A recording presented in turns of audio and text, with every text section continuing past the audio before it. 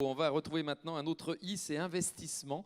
Voilà, investissement avec Vincent Denis, PDG du groupe Mutual Logistique, installé à Tignas dans le nord de Bourg-en-Bresse depuis 2009.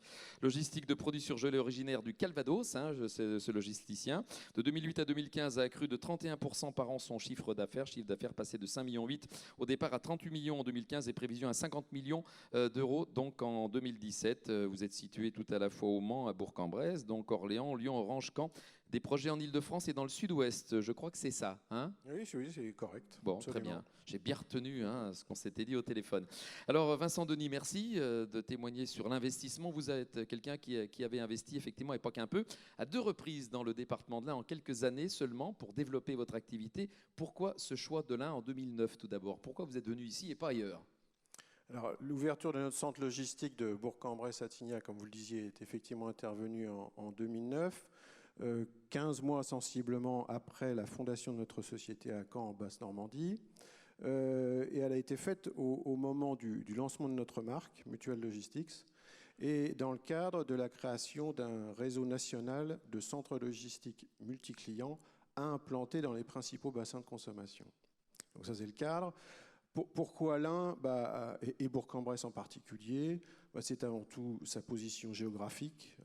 L'activité logistique, c'est d'abord la géographie, ça en dépend grandement. La communauté de Bourg-en-Bresse et de Morvel est bien située par rapport à la zone de chalandise que nous avions définie, c'est-à-dire les régions Franche-Comté, Bourgogne, Rhône-Alpes et Auvergne, et se trouvait par ailleurs au barycentre du parc de magasins du groupe Carrefour, qui nous a demandé d'assurer l'approvisionnement de ces 800 points de vente sur l'ensemble de ce territoire. Donc, premier argument, il est d'abord géographique, et puis on a trouvé des infrastructures autoroutières de grande qualité. Donc, depuis Bourg-en-Bresse, on peut se rendre à peu près dans tous les points de vente dans de bonnes conditions, de rapidité. D'autres facteurs ont joué avec la géographie. D'un côté, une offre foncière compétitive, et puis de l'autre, un accompagnement efficace des structures autant départementales que locales. Donc, à titre d'exemple, on avait, au moment de l'ouverture de ce site, à recruter à peu près 80 collaborateurs. La mission économique de l'Ain et Pôle emploi nous ont efficacement assistés dans cette mission. Et par ailleurs, tous les pouvoirs publics du département se sont mobilisés pour qu'on puisse réaliser notre projet dans les délais impartis. Ils étaient courts, comme tout projet intéressant, naturellement, mais on a eu tout le soutien départemental et local pour le réaliser. D'accord. Donc en 2009, vous vous installez, et puis là, vous avez encore investi 10 millions d'euros cette année parce que le site était saturé, c'est ça? Vous avez besoin de place un petit peu, non? Alors, si vous voulez, la première tranche de ce site nous a amené à consacrer un investissement d'une quinzaine de millions d'euros. Et là, il se trouve que consécutivement à la signature d'un contrat important que nous avons conclu avec un deuxième distributeur, en l'occurrence la centrale Système U, nous allons procéder à l'agrandissement du site, qui atteindra un peu plus de 20 000 m² à l'horizon 2016, alors plutôt en début d'année d'ailleurs. Une superficie qui est à comparer à l'entrepôt moyen de surgelés en France, qui fait plutôt 4 000. Donc on aura un entrepôt qui sera 5 fois plus important que la moyenne française. C'est la raison pour laquelle d'ailleurs nous attirons nos clients, qui y voient la possibilité de massifier des flux et donc de réaliser des gains de productivité qui sont importants pour la compétitivité de leur filière. Donc une étape importante devant nous, un fort développement, une dizaine de millions d'euros supplémentaires qui seront engagés, ça fera donc au total 25 en l'espace de 6 ans sur la région.